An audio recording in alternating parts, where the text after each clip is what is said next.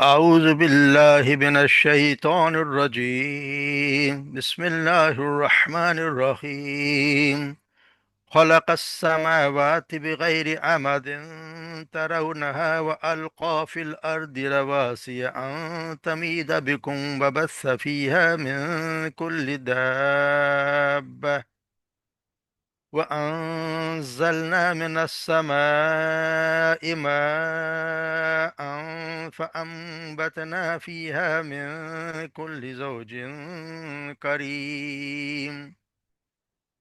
هذا خلق الله فأروني ماذا خلق الذين من دونه بل الظالمون في ضلال مبين. ولقد آتينا لقمان الحكمة أن اشكر لله فمن يشكر فإنما يشكر لنفسه ومن كفر فإن الله غني حميد. وإذ قال لقمان لابنه وهو يعظه يا بني لا تشرك بالله إن الشرك لظلم عظيم. ووصينا الإنسان بوالديه حملته أمه وهنا على وهن وفصاله في عامين أن اشكر لي بوالديك إلي المصير. وإن جاهداك على أن تشرك بي ما ليس لك به علم فلا تطيعهما وصاحبهما في الدنيا معروفا واتبع سبيل من أناب إلي ثم إلي مرجئكم فأنبئكم بما كنتم تعملون. صدق.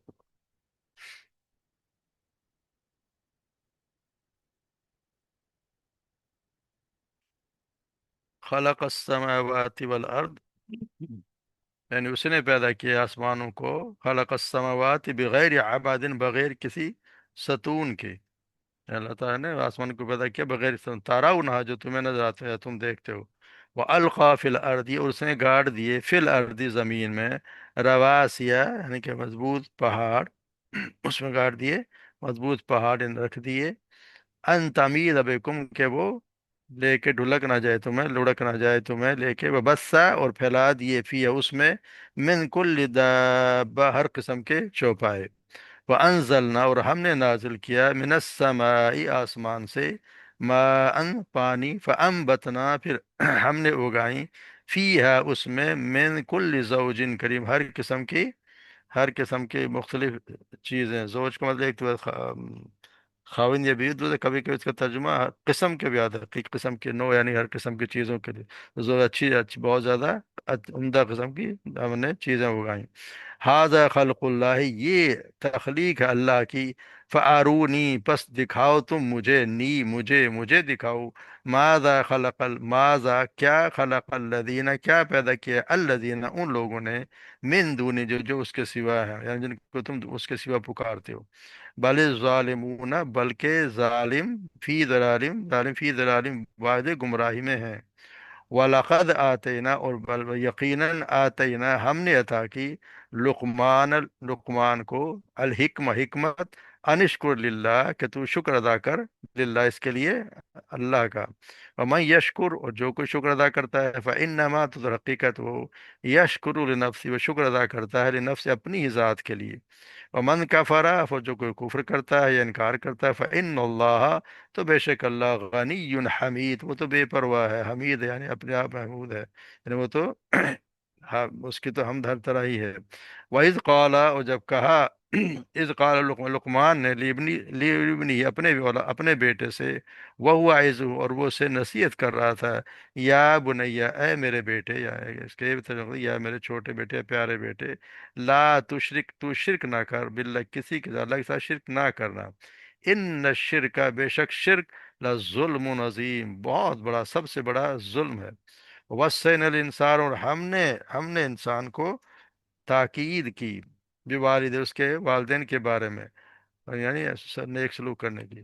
हमलत उसे उठाए रखा उसको, उस की माँ ने, वहनन अला वहन, कमजोरी पर कमजोरी से, व फिसाल, और दूध छुड़ाने में उसे फी आमैनी 2 साल लगे। अनिश्कुर ली, बस तू शुक्र अदा कर मेरा, वालिद और अपने वालदेन का, इलैयल मसीर, उसी की तरफ, इसी की तरफ लौटना है। व इन जाहदा का, और इन अगर जाहदा को वो तुझ पर जोर डालें या तुझे मजबूर करें, अला इस बात पर कि अन तुशरिक भी, कि तू शरीक ठहराए भी मेरे साथ किसी को, माँ लैसा लका भी इल्म, जिसका तेरे पास माँ नहीं, लैसा जिसका लैसा नहीं लका तेरे पास भी इल्म, उसका कोई इल्म, फला तुती हुआ, बस तू ना उनकी अतात कर, यानी तू उनकी बात ना मान। और साहिब हुमा फिर दुनिया, मगर रह तू न एक सलूक उनके साथ दुनिया में कर, मारूफ अच्छे तरीके से।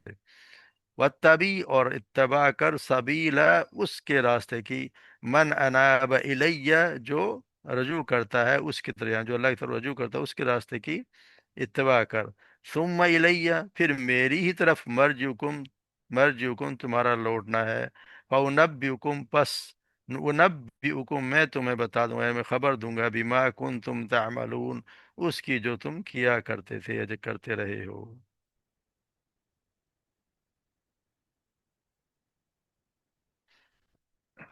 तो यहाँ अल्लाह तबारक व तआला अपने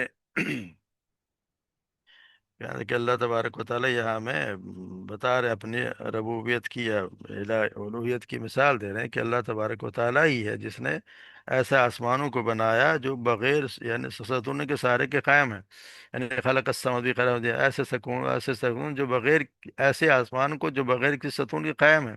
या इसका दूसरा तो ये होता है कि ऐसे सतून है जो तुम्हें नजर नहीं आते, जिनको तुम देखते हो, यानी कि जिन जो तुम्हें देखते हो, दोनों इसकी आती हैं तफसीर। एक तो वो कि जो बगैर सतून है कि जो तुम्हें नजर नहीं आते, एक ऐसा भी कि सतून है मगर तुम्हें नजर नहीं आते। फिर वो अलकाफिल अर्द रवास, और उसमें गाड़ दिए जमीन में, उसमें पहाड़ यानी मीखे, उनको मीखे बना दिया, अन तमीद बिकुम बस्तफिया, कि वो तुम्हें इस तरह तुम्हें हिला ना दे। अगर वो हिला दे तो फिर ये घर के तुमको जानवर के को सुकून ही ना मिले, हर चीज़ अपनी जगह कायम ना रहती हो, इस पर रहने वाले इंसान और दीगर हैवानात का सुकून तो बरकरार रह ही नहीं सकता, तो उनकी ज़िंदगी तो दूभर हो जाती। तो फिर उसने मुख्तलिफ़ किस्म के जानवर पैदा करके उन्हें ज़मीन के तमाम गोशों में फैला दिए। तबारक व तआला ने हर किस्म के जानवर पैदा करके बस फैला दिए उसमें, हर किस्म के जानवर। और फिर उसमें हमने आसमान से पानी उतारा और हर किस्म की हमने पैदावार, यानी हर किस्म की खेतियाँ या फसलें पैदा की, बिल्कुल मुख्तलिफ़ किस्म की, हर किस्म की, यानी मुख्तलिफ़ किस्म की उसने उम्दा किस्म उगाई उसमें से। तो फिर ये चीज़ें सब अल्लाह तबारक व ताला दिखा के, यानी ये सब अल्लाह ही ताला ने पैदा, और हर कोई मानेगा, ये मुश्रिक भी मानेगा कि हाँ ये सब काम अल्लाह के ही हैं। तो यहाँ फिर अल्लाह तबारक व ताला आगे बता रहे हैं कि यानी कि ये हाजा खल्कुल्लाह अरूनी माजा खल्कल्लज़ीना मिन दूनी, कि ये जो चीज़ें जितने, यानी आसमान, सतून के बगैर बुलंद आसमान, ज़मीन में गड़े हुए पहाड़, उनमें फैले हुए जानवर, आसमान से उतरने वाला फिर पानी, उसका ज़मीन से पैदा होने वाला हर उम्दा और नफीस किस्म की चीज़, ये सब कुछ तो अल्लाह ताला ने पैदा फरमाया।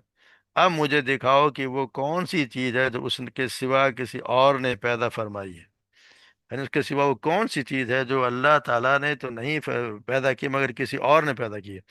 जाहिर है कि है नहीं, क्योंकि या अल्लाह तो ये दिखाएंगे सारी मखलूक तुम्हारे सामने है। अब जिन्हें तुम उसके सिवा पूछते हो, ज़रा ये तो बताओ कि उनके मखलूक कहाँ है। जब यानी कि जब मखलूक है नहीं है तो वो खालिक भी नहीं है, और जब खालिक नहीं है तो फिर माबूद भी नहीं है, फिर उनकी इबादत सरासर जुल्म और नाइंसाफ़ी नहीं, तो फिर क्या है। यानी अल्लाह तबारक व तआला ने कोई चीज़ मानी नहीं तो कोई उनकी कोई पैदाइश में कोई हिस्सा है ही नहीं, जिसकी तुम निशानदेही कर ही नहीं सकते। ज़ाहिर है कि वो खुद भी कह रहे कि नहीं कर सकते, कोई चीज़ बना ही नहीं। तो फिर उसके उनका जो गैर खालिक हस्तियों को अल्लाह की किबरियाई में शरीक ठहराना, उनके आगे अपना सर झुका देना, उनसे दुआएं मांगना और हाजतें तलब करना, इसकी बेअक्ली नहीं है, बेअक्ल नहीं है तो फिर इसके क्या है। जब तक इंसान बिल्कुल ही ना बह गया, उसे इतनी बड़ी हिमाकत सरकत हो नहीं सकती कि वो अपने जैसे ही इंसान के सामने वो खुद वो मानता भी है कि मैं माबूद हूँ, कि कोई भी गैर खालिक ने कुछ भी चीज़ नहीं बनाई, फिर भी उनको माबूद बनाने पर वो अड़ा हुआ इसरार किया जा रहा है। अगर किसी के जरा भर भी किसी खोपड़ी में अकल हो तो ये सोचेगा कि जो शख्स किस चीज़ पे पैदा करने में कादिर ही नहीं है, جس کا زمین و آسمان کی کسی شے کے تخلیق میں کوئی حصہ ہے ہی نہیں، تو پھر معبود کیسے ہو گیا؟ مجھ کو اتنی تھوڑی سی اگر عقل ہوگی تو بھی ضرور سوچے گا، مگر بات یہ کہ جو کہتے ہیں نا کہ اللہ کے ساتھ شرک کرنے والوں سے زیادہ اندھا، بہرا، بے عقل اور بے علم اور بے سمجھ، بے وقوف اور کوئی ہو نہیں سکتا۔ جو شرک کرتے ہیں وہ سب یہ بیوقوف لوگ ہیں، بے عقل ہیں، بالکل عقل نام کی چیز نہیں ہے، تو وہ اللہ کے ساتھ دوسروں کو شریک ٹھہراتے ہیں، ہر چیز مانتے ہیں اللہ نے پیدا کی ہے، کوئی کسی کا حصہ ہے نہیں، مگر پھر بھی کہتے ہیں کہ سارے اختیارات کسی اور کے پاس ہیں، دنیا کو کوئی اور چلا رہا ہے، اور پھر اسی سے مانگتے ہیں کہ ہماری بگڑی بنا دے، تو اس نے بگڑی کیا بنانی ہے؟ اس کو تو پتہ بھی نہیں ہے، کہ وہ سننے والا بھی نہیں، اور اگر سن بھی لے تو کچھ کر نہیں سکتا۔ اللہ تبارک و تعالیٰ نے کسی کو کوئی اختیار دیا ہی نہیں، اور خود ہم مانتے ہیں کوئی اختیار نہیں ہے، جتنی چیزیں بنا اس میں کون سا اختیار ہے؟ یہ تو اللہ نے ایک تھوڑی سی مثال دی ہے، باقی ہر چیز کو اگر آپ دیکھیں تو اتنا غور کریں تو کوئی کسی کا اختیار نہیں ہے، اگر قرآن پڑھیں تو کہیں بھی نہیں آئے گا کسی کو اللہ نے کوئی اختیار دیا ہو۔ تو یہ اسی لیے کہہ دیا ہے کہ یہ تو ساری چیزیں اللہ نے بنایا، مجھے یہ دکھا دو کہ تمہارے پاس کون سی دلیل ہے جس میں تم یہ بتا، ہے کیا ہے؟ بل ظالمون فی ضلال، مگر یہ ظالم لوگ کھلی گمراہی میں ہیں، ان کو تو شعور ہے نہیں، یہ تو بالکل گمراہ ہے، اسی لیے گمراہ ہے کہ ان کو عقل جو ہے وہ بس وہ سوچنے سے، ہر سوچنا سے سمجھنا سے بس تقلید کیے جا رہے ہیں، کوئی ماں باپ کے نقش قدم پہ چلے جا رہے ہیں، ماں باپ نے کام کیا ہم بھی کیے جا رہے ہیں، خود سے کوئی چیز سوچ نہیں رہے۔ پھر اللہ تبارک مثال دے رہے ہیں، وَلَقَدْ آتَيْنَا لُقْمَانَ الْحِكْمَةَ أَنِ اشْكُرْ، لیکن ہم نے لقمان کو حکمت عطا کی۔ تو یہاں شرک کی تردید کا پرزور عقلی دلیل پیش کرنے کے بعد اللہ تبارک و تعالیٰ ان کو مشرکین مکہ کو بتا رہے ہیں کہ یہ معقول بات، یہ جو شرک خلاف جو دلیل ہے، یہ معقول بات کوئی آپ صلی اللہ علیہ وسلم نے کوئی پہلی مرتبہ پیش نہیں کی رہی، اس سے پہلے بھی جو دانا لوگ تھے، جو سمجھدار لوگ تھے، وہ یہی بات کیا کرتے تھے، اور یہ لقمان جو ہے حکیم کے نام سے بہت مشہور تھے، مکہ میں بھی ان کو سب کوئی جانتا تھا، تو ان کی دعوت بھی یہی تھی، تو اب آپ یہ نہیں کہہ سکتے کہ آپ صلی اللہ علیہ وسلم کو نئی دعوت دے رہے ہیں، اب یہ شرک جو کہ نامعقول عقیدہ ہے جس کی ہمیں تو پہلے خبر تھی نہیں، لقمان حکیم جو ہے وہ بھی یہی تعلیم دیا کرتے تھے۔ تو یہاں یہی بتایا، لقد آتینا لقمان الحکمت، ہم نے لقمان کو حکمت سکھائی ہے، حکمت سے مراد ہے کہ سمجھ بوجھ، ان کو سمجھ بوجھ اللہ تبارک و تعالیٰ نے سکھائی، سمجھ بوجھ، دانائی، حکمت، فیصلے کرنے کی صلاحیت اللہ تبارک و تعالیٰ نے ان کو سکھائی، اور پھر اس لیے کہ انشکر للہ، کہ اللہ کا شکر ادا کرو، یعنی کہ اللہ کا جو اللہ تبارک و تعالیٰ نے اتنی بڑی جو آپ کو یہ چیز دی ہے، تو اس کی پھر اللہ کا شکر ادا کرو، جو اللہ تبارک و تعالیٰ نے کوئی نعمت دی ہے تو پھر اس کو یہی بتایا کہ اس کے ساتھ شکر ادا کرو، تو شکر ادا کرنے کے لیے ہر حال میں شکر ادا کرنے کے لیے ضروری ہے کہ جب انسان شکر ادا کرے تو پھر یہ کوئی زبانی جمع خرچ نہ ہو، بلکہ اس کے لیے انسان کو اپنے رب کے مقابلے میں شکر گزاری اور احسان مندی کا رویہ اختیار کرنا چاہیے، بلکہ اس کو اس کی فکر بھی ہے، اور قول اور فعل تینوں صورتوں میں ایسا اس کا شکر ادا ہونا چاہیے، یعنی وہ اپنے دل کی اور ذہن کی گہرائی میں اس بات کا یقین رکھتا ہو کہ مجھے جو کچھ بھی مجھے جو ملا ہوا اللہ کا دیا ہوا، اللہ کے سوا کسی کا دیا ہوا نہیں ہے، پھر اس کے زبان اپنے اس اللہ کے احسانات کو ہمیشہ اعتراف بھی کرتی رہے، اور عملاً بھی اللہ کی فرمانبرداری کرے، اس کی نافرمان سے پرہیز کرے، اس کے رضا کی طلب میں دوڑ دھوپ کرے، اس کے دیے ہوئے انعامات کو اس کے بندوں تک پہنچائے، اور اس کے خلاف پھر بغاوت کرنے والوں سے جہاد بھی کرے، پھر یہ ثابت کرے کہ پھر واقعی جو چیز اللہ نے دی ہے اس کا وہ احسان مند ہے، مگر یہ کہ صرف یہی بات کرے کہ ہاں جی الحمدللہ جی بہت بڑا اللہ کا شکر ہے، اور کرے کچھ بھی نہیں، اللہ کا شکر ہے، اس کی ایک بات بھی نہ مانے، نہ نماز پڑھے، نہ اس کے اور گناہوں سے بچے، تو اس کا شکر ادا کرنا ہے نہیں، شکر ادا کرنا تو پھر اپنے آپ کو پورا سرنڈر کر دے اس کے احکامات کے سامنے، تو پھر تو شکر ادا کرنا ہوا۔ پھر اللہ تبارک و تعالیٰ من یشکر فإنما یشکر نفسہ، جو کوئی شکر ادا کرتا ہے تو اس کا خود اپنی ذات کے لیے کرتا ہے، اللہ سبحانہ و تعالیٰ کو تو اس کا کوئی فائدہ نہیں ہے، فائدہ تو اسی کو ہے، اور جو کوئی کفر کرے تو یہ جان لے کہ اللہ کو تو کوئی ضرورت نہیں کسی کے سب کچھ بھی ہو جائے، کیونکہ وہ تو آپ سے آپ محمود ہے، خواہ اس کی کوئی حمد کرے یا نہ کرے، کائنات کا ذرہ ذرہ اس کے کمال، اس کے جمال، اس کی خلاقی اور پر شہادت دے رہا ہے، اور ہر مخلوق اپنے زبان سے اس کی حمد بجا لا رہی ہے، تو کوئی مانے نہ مانے اس سے کوئی فرق نہیں پڑتا اس کی ذات پہ۔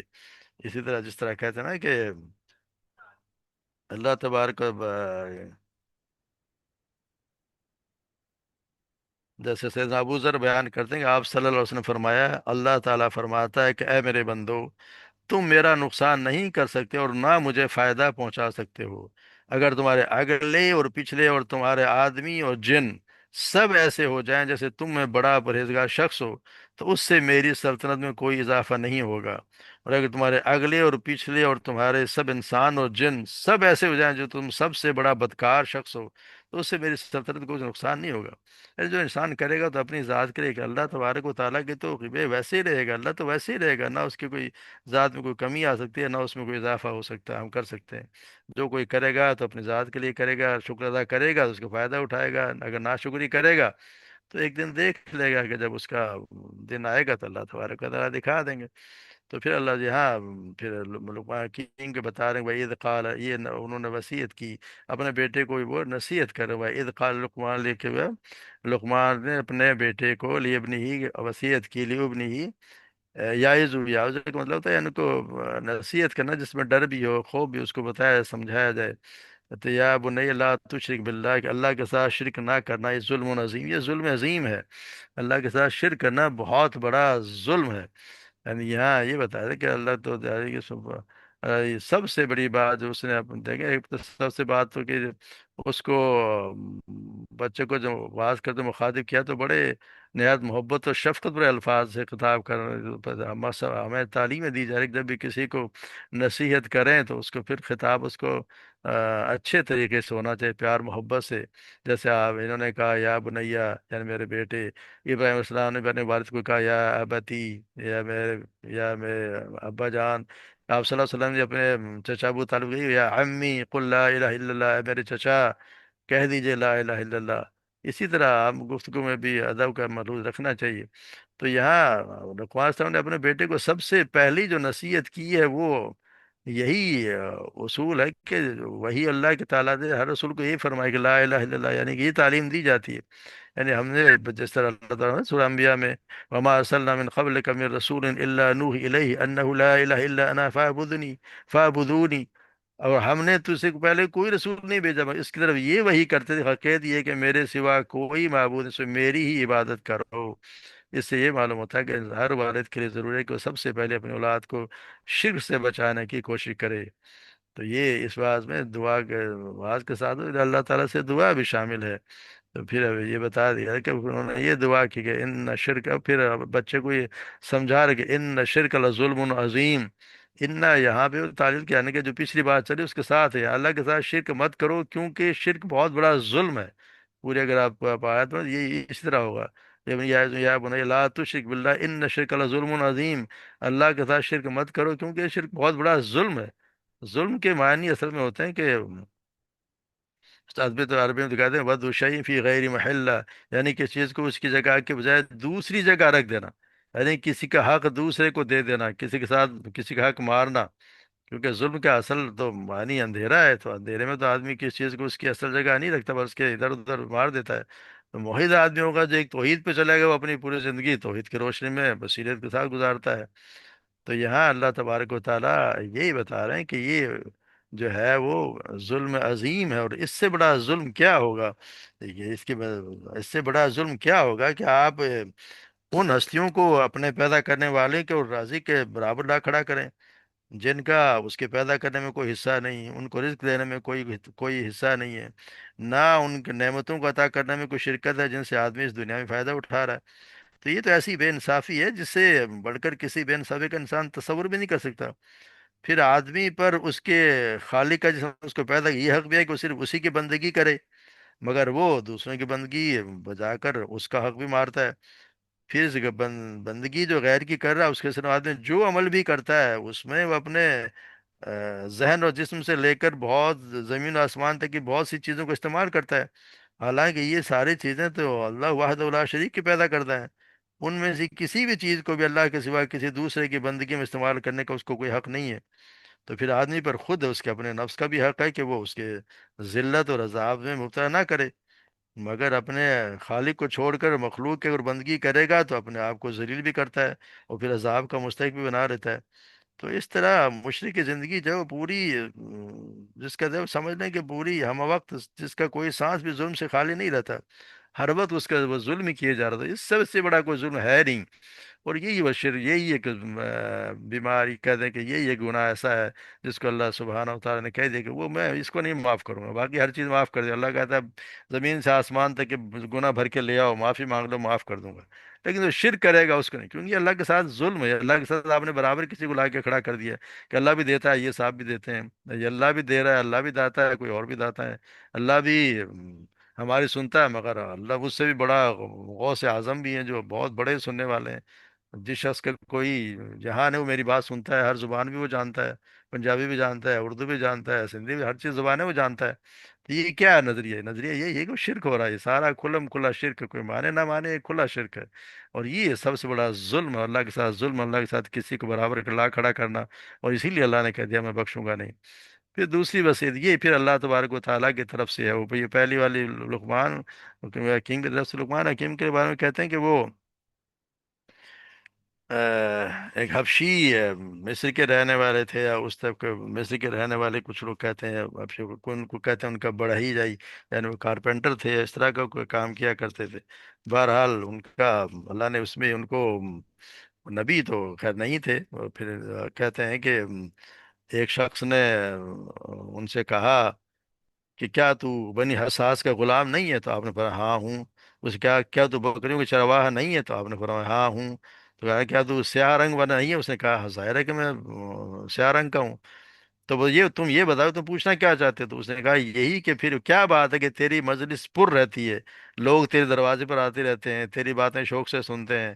تو آپ نے فرمایا سنو بھائی، جو باتیں میں تمہیں کہتا ہوں ان پر تم بھی عمل کرو تو تم بھی مجھ جیسے ہو جاؤ گے۔ اور باتیں وہ ہیں کہ آنکھیں حرام چیزوں سے بند کر لو، زبان بیہودہ باتوں سے روک لو، حلال کھایا کرو، اپنی شرمگاہ کی حفاظت کرو، زبان سے سچ بات بولا کرو، وعدے کو پورا کرو، مہمان کی عزت کرو، پڑوسی کا خیال رکھو، اور بے فائدہ کاموں کو چھوڑ دو۔ انہی عادتوں کی وجہ سے میں نے بزرگی پائی ہے۔ یہ اللہ تبارک و تعالیٰ کا احسان ہے کہ ان کو اتنی سمجھ دے دی، تو اب وہ دیکھ وصیت کر رہے ہیں، یہ اپنے بیٹے کو وصیت کر، اب یہاں جو اللہ تبارک و تعالیٰ اپنی طرف سے پھر یہ میں اپنی طرف سے اللہ تبارک و تعالیٰ بتا رہے کہ وصینا الانسان، ہم نے انسان کو وصیت کا مطلب اللہ تبارک و تعالیٰ پھر اس کی تاکید کرتے ہیں، ہم نے انسان کو تاکید کہ وہ اپنی یعنی کہ اپنے والدین کہ اس کے والدین کے ساتھ نیک سلوک کرے، اپنے والدین کے ساتھ وہ نیک سلوک کرے۔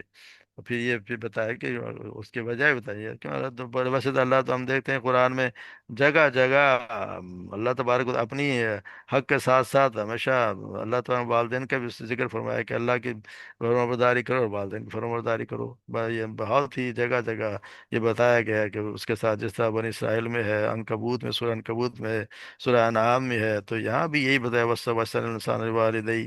اس کے بعد بتا دیا ہے کہ انشکر لی والدیک کہ یعنی ہم نے انسان کو اس کے والدین کے متعلق وصیت کی کہ میرا اور اپنے والدین کا شکر کر، یعنی کہ تمہیں یہ انشکر لی والدین، میرا بھی شکر ادا کر، اس والدین کی وجہ ہے کہ وہ والدین ہی بچے کی پیدائش دنیا میں آنے کے سبب والدین ہی ہوتے ہیں۔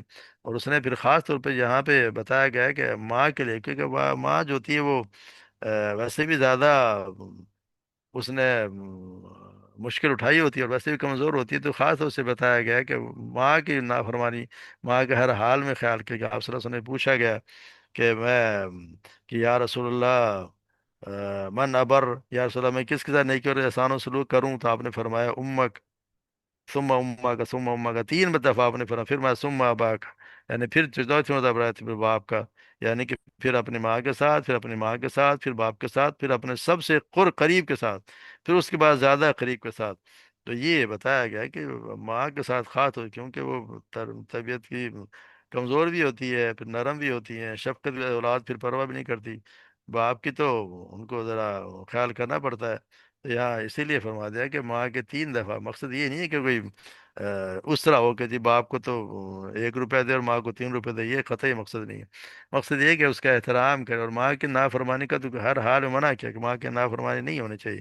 یہاں اسی لیے بتایا گیا ہے کہ اس کی ماں نے اسے اس حالت میں اٹھائے رکھا ہے، وہ کمزوری پر کمزوری والی تھی، یعنی اتنا اس کی ماں نے اس حال میں کمزور پر کمزور ہوتی جا رہی، دن بہ دن اس کا ذوق بڑھتا جاتا تھا، جیسے جیسے حمل ہوتا ہے اس کا بوجھ اور ذوق بڑھ جاتا تھا۔ تو اسی لیے بتایا گیا کہ واہن اعلیٰ واہن، کمزوری پر کمزوری، یعنی دن بدن بڑھنے والی کمزوری، حمل کے بعد اس کے پھر وفصال فی عام، اس کو دودھ چھڑانا 2 سال میں ہے، یعنی اس کے 2 سال میں دودھ چھڑانا بھی فی عامین، 2 سال میں. تو 2 سال کے یہاں دودھ چھڑانے کا مطلب ہے کہ اس سے ایک مسئلہ کہتے ہیں یہ بھی نکلا کہ جس بچے نے 2 سال کی عمر سے کم کسی کا دودھ پیا تو وہ پھر رضاعی اس کی اولاد ہو گئی. یعنی رضاعیت جو ہے وہ تسلیم کی جاتی ہے 2 سال کی عمر تک. اگر یہ 2 سال کے بعد بڑے بچے نے دودھ پیا تو وہ رضاعیت نہیں ہے. 2 سال تک کسی نے اگر کسی کا دودھ پیا ہے تو پھر وہ اس کا رضاعی اولاد کے برابر ہی، اور رضاعی اولاد ہو جاتی ہے. پھر اللہ تعالیٰ شکر لی والد، میرا بھی تو شکر ادا کر، اور اللہ تبارک میرا بھی شکر ادا کر، اپنے والدین کا بھی شکر ادا کر.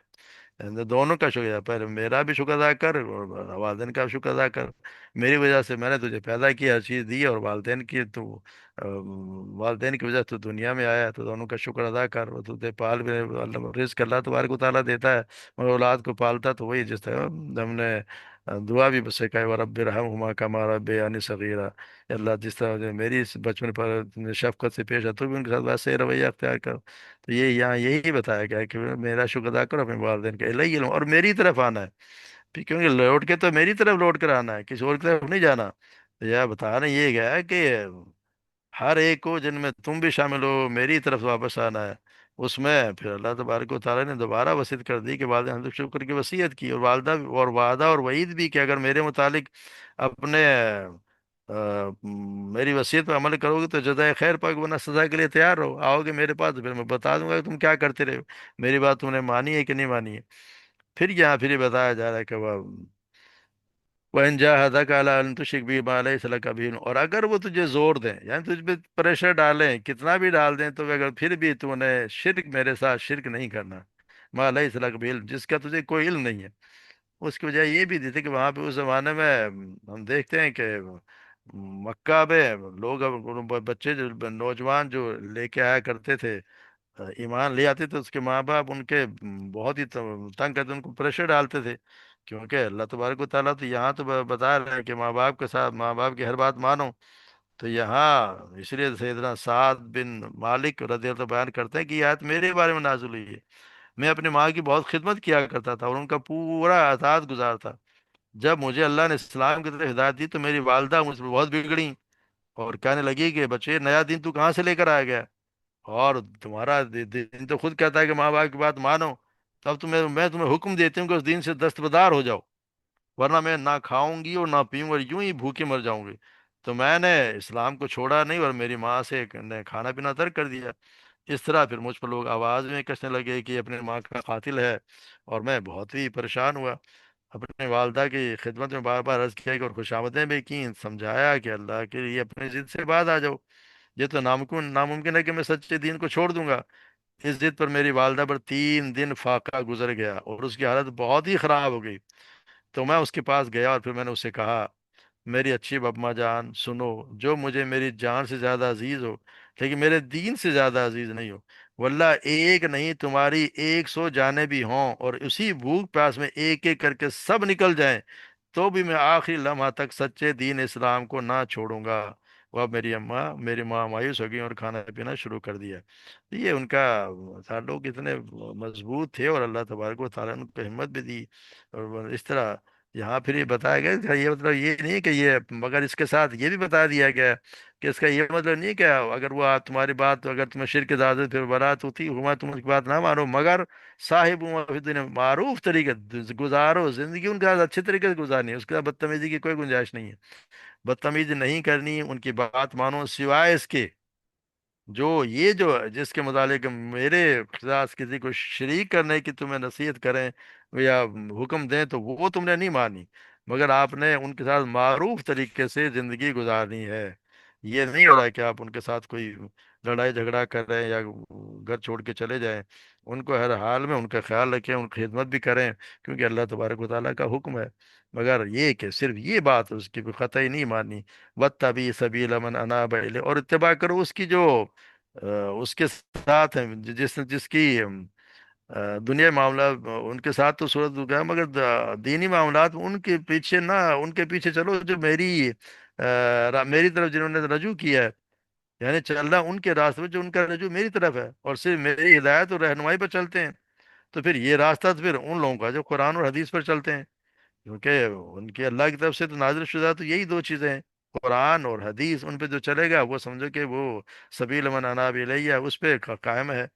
تو پھر یہ کہ اگر اس پہ نہیں چل رہا، تو پھر کہ ایسے شخص کے رائے یا قیاس پر چلنا جس کی طرف اللہ کی طرف سے کوئی وحی نہیں ہوتی، سبیل من اناب الیہ کی طرف تو نہیں ہے، کیونکہ ہدایت حاصل کرنے کے لیے اس کی طرف رجوع اللہ تعالیٰ کی طرف نہیں بلکہ غیر اللہ کی طرف ہے، وہ کسی اور سے راستہ ڈھونڈ رہا ہے، کسی اور کی بات مان رہا ہے۔ تو اس سے پھر ہو یہ گیا کہ پھر کسی کے بھی سوائے قرآن اور حدیث کے کسی اور کی بات ماننا اور اس کو چھوڑ دینا، یہ پھر اس زمرے میں نہیں آتا کہ پھر وہ وَاتَّبِعْ سَبِيلَ مَنْ أَنَابَ إِلَيَّ پہ نہیں چل رہا۔ پھر اللہ تبارک و تعالیٰ نے یہ بتایا ثُمَّ إِلَيَّ مَرْجِعُكُمْ، پھر تمہارا آنا میری طرف، لوٹ کے تم میرے پاس ہی آؤ گے، پھر میں تمہیں بتا دوں کہ تم کیا کرتے رہے ہو۔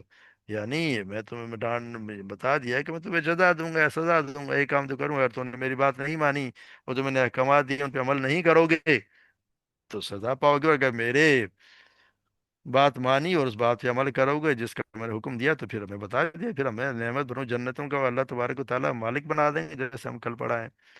تو یہ اللہ تبارک و تعالیٰ ہمیں صحیح سمجھ عطا فرمائے، اور قرآن اور سنت پر عمل کرنے کی توفیق عطا فرمائے، اور اسی پر زندگی گزارنے کی ہمیں اللہ تبارک و تعالیٰ ہمت بھی دے اور توفیق بھی فرمائے۔ شرک سے بچائے، شرک چاہے ظاہری ہو خفی ہو، کبھی جو شرک ہر حال میں، شرک و بدعات، اس کے لیے اللہ تبارک و تعالیٰ سے ہر وقت پناہ مانگتے رہنا چاہیے اللہ، کیونکہ یہ ایک ایسا جرم ہے جو بخشا نہیں جائے گا، اس کے سوا اللہ تبارک سب بخش دیں گے۔ اسی لیے کوشش کریں ہر حال میں ان سے بچیں، جہاں بھی بدعات ہو رہی ہیں، شرک ہو رہا ہے، اس سے بچیں۔ اللہ تبارک و تعالیٰ صحیح سمجھ عطا فرمائے۔ وما علینا الا البلاغ۔